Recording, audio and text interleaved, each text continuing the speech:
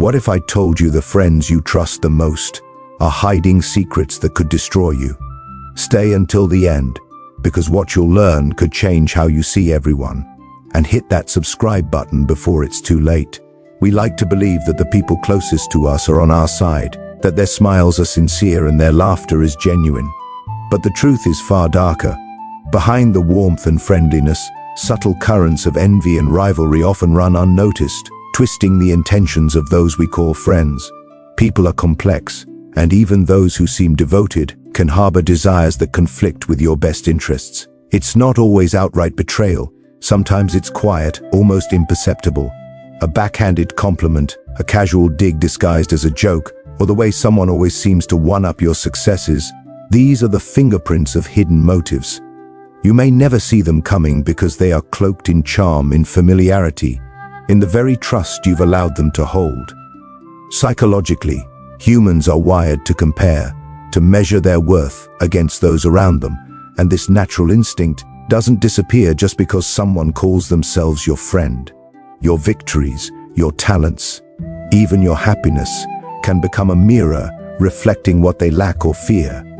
And when that reflection stirs discomfort, it subtly colors their behavior toward you. You might feel it in moments of unease or irritation, a small prick in the gut that something isn't quite right, but it's easy to dismiss. We rationalize, we justify, because the thought that someone close might envy or manipulate us is unbearable. Denial becomes a shield, keeping us blind to the quiet sabotage that can erode our confidence over time.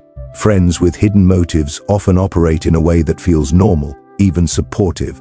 They celebrate your successes, at least superficially, but there is always a tension beneath, a silent comparison, a hidden tally. Sometimes it manifests as advice that seems helpful, but subtly steers you away from opportunities they fear will outshine them. Sometimes it's laughter at your expense when you're not looking, or information shared selectively to maintain control. These are not grand betrayals, they are micro movements, tiny shifts that slowly undermine your perception of reality. And because they're hidden, because they're coated in the polish of care and affection, they are the most dangerous.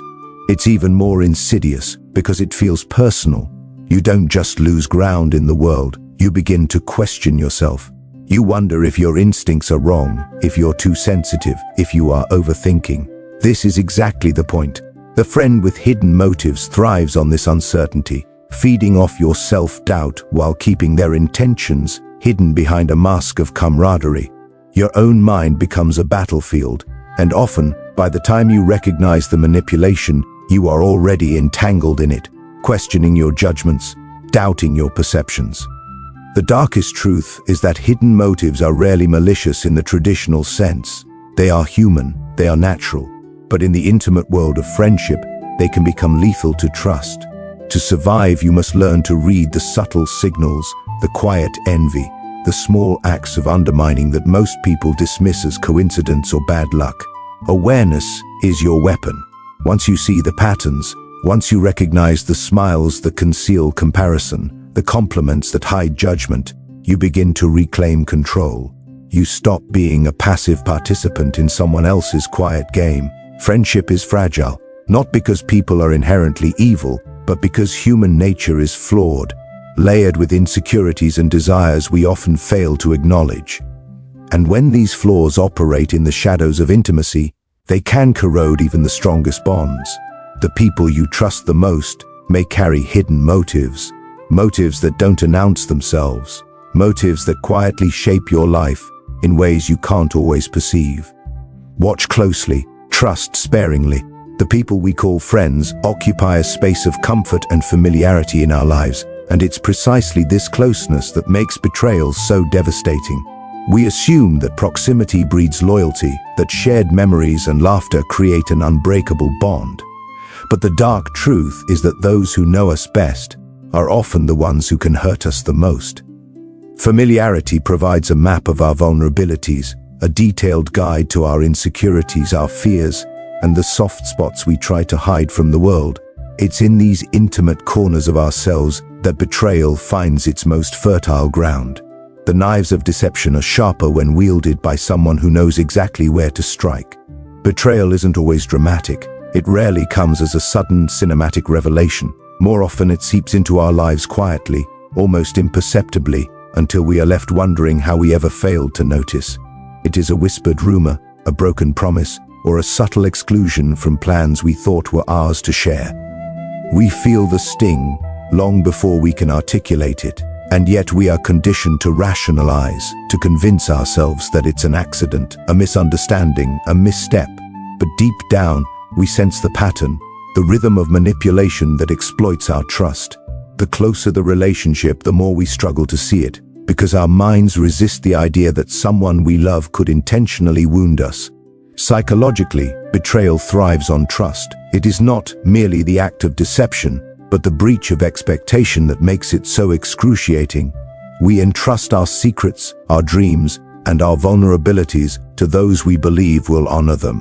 When this trust is violated, the damage is not only external, it strikes at the core of our perception of reality. The ground beneath us shifts, leaving us unsteady, questioning not just the betrayer but ourselves. Did we misjudge? Were we naive? Are we incapable of recognizing the truth until it is too late? The mind reels, because betrayal is never just about what the other person did. It is about the space they have claimed in our psyche and how skillfully they have exploited it. There is also a cruel irony in how familiarity blinds us. We are more likely to forgive small transgressions from someone we know well, chalking them up to personality quirks, bad days, or harmless mistakes. This leniency is precisely what allows betrayal to grow. The small cuts, unnoticed or dismissed, accumulate until they form a wound that cannot be ignored. And when the moment comes when the betrayal becomes undeniable, the shock is not only in the act itself, but in the realization of how much time we spent trusting someone who never truly had our best interests at heart. Betrayal hides in subtlety, in what is left unsaid as much as in what is said. It hides in selective honesty, in compliments laced with judgment, in advice that steers rather than supports. Those closest to us are often the ones who can manipulate the narrative most effectively because they understand our motivations, our hopes, and our fears. And when they exploit that knowledge, intentionally or not, it cuts deeper than any stranger ever could. We are left grappling with the knowledge that the danger was never outside, it was inside, cloaked in familiarity and affection. To survive, we must learn to recognize the signs, to feel the tension in the smiles that seem too tight, in the words that linger too long in the air. We must honor the whispers of our intuition, even when it conflicts with our desire to believe in loyalty. The people we let closest to us are also the ones who hold the power to unravel us. Trust, once broken, is never the same. Manipulation is rarely loud. It doesn't always announce itself with glaring warnings or obvious schemes. Most often, it is silent, subtle, and insidious. And the most dangerous manipulations are those that come from people we trust, people we call friends. They don't need to confront you or challenge you openly. They can guide your thoughts, influence your choices, and reshape your perception of the world without you ever realizing it. This kind of manipulation is psychological architecture. Step by step, it shifts your reality, bending it toward their benefit, while you believe that every decision, every conclusion, every belief is your own. The human mind craves coherence, a sense that the world makes sense, that people are predictable. Manipulators exploit this. They plant small suggestions, framing ideas as casual advice or friendly observation.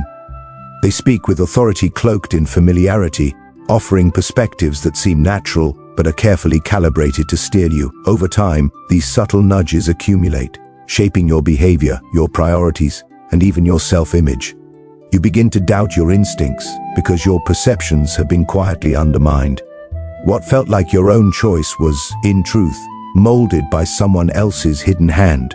Silent manipulation is effective because it is invisible.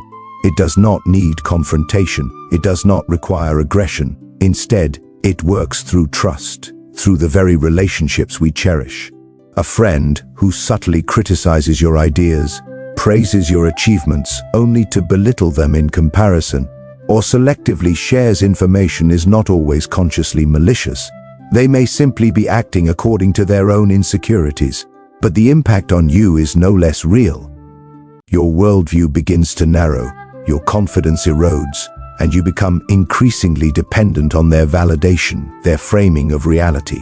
The lines between influence and coercion blur until you cannot tell which thoughts are genuinely yours and which have been planted. Psychologically, this is powerful because humans are wired to conform to social cues.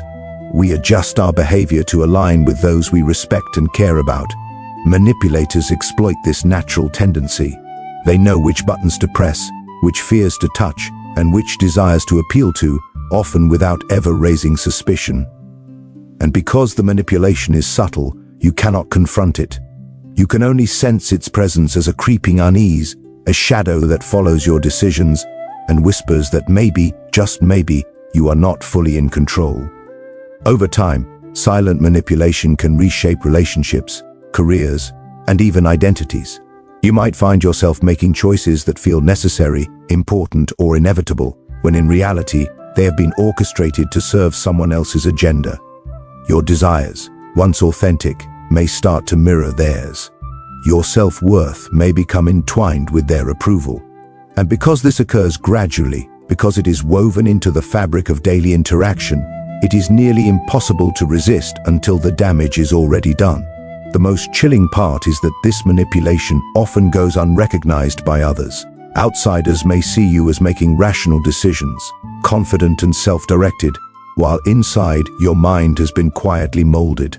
The manipulation is invisible because it works through the very trust you extended, the intimacy you allowed, and the belief that friendship equals honesty. The more genuine the relationship feels, the more effective the manipulation becomes. To protect yourself, awareness is the first weapon. Recognize that influence is inevitable, but exploitation is a choice. Learn to detect patterns, question motives, and trust your instincts when something feels off. Silent manipulation thrives in the absence of vigilance. The moment you allow blind trust to dominate, the moment you stop questioning, is the moment your reality stops being your own. Reality can be borrowed, but it can also be stolen. We like to believe that affection is pure, that warmth, smiles, and attention from friends come from a place of genuine care. But the darkest truths are often hidden in what seems most comforting. Affection, when examined closely, can be transactional. People may offer love, encouragement, or support, not out of altruism, but because it benefits them. It is a subtle form of calculation, a quiet accounting of who gives them power, status, or validation. And the most dangerous part is that this calculation often wears the mask of sincerity. It is easy to mistake self-interest for loyalty because the signs are wrapped in the very gestures we associate with trust. Psychologically, humans are wired to reciprocate. When someone shows us attention or care, we feel compelled to respond in kind, creating a cycle of obligation. This natural inclination can be exploited by those who understand the power of social bonds. They offer support, not indiscriminately, but strategically, observing which gestures prompt compliance, admiration, or dependence. Over time, affection becomes a tool, shaping behavior, steering choices, and manipulating emotions. The line between friendship and influence blurs until we are no longer sure if our relationships are founded on love or on subtle calculation.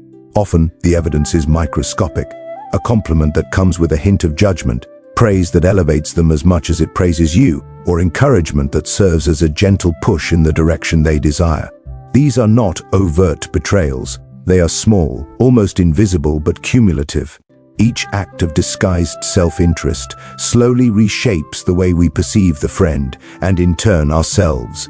We start to internalize their perspective, measure our value through their lens, and unknowingly align our decisions with their agenda.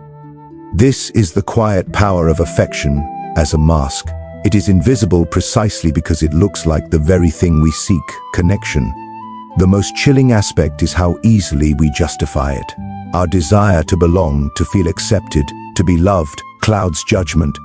We dismiss moments of subtle manipulation as quirks, interpret conditional kindness as generosity, and forgive behaviors that, in isolation, would seem controlling or exploitative. This cognitive blind spot is the perfect breeding ground for self-interest disguised as care. By the time the pattern is undeniable, the relationship has already molded our behavior, influenced our choices, and extracted more from us than we realized we were giving. Psychology also shows that the closer someone is, the more their conditional affection can shape us. When we value a relationship deeply, even minor cues of approval or disapproval weigh heavily on our decisions. A friend's praise can feel like validation of our worth, while a subtle withdrawal of attention can trigger anxiety, self-doubt, or the desperate need to regain favor. In this way, affection becomes both carrot and chain, a currency that can be spent, withheld, or manipulated to control not only how we act, but how we feel about ourselves. Understanding this does not mean abandoning trust entirely. It means recognizing that human connections are rarely as simple as they appear. Even well-meaning people carry insecurities, desires, and self-interest that shape their actions. The key is vigilance, observing patterns, questioning motives, and remaining aware of how affection may be steering behavior, even when it feels entirely natural. Emotional awareness becomes a shield, helping us distinguish between gestures of genuine care and those that are strategic, conditional, or self-serving.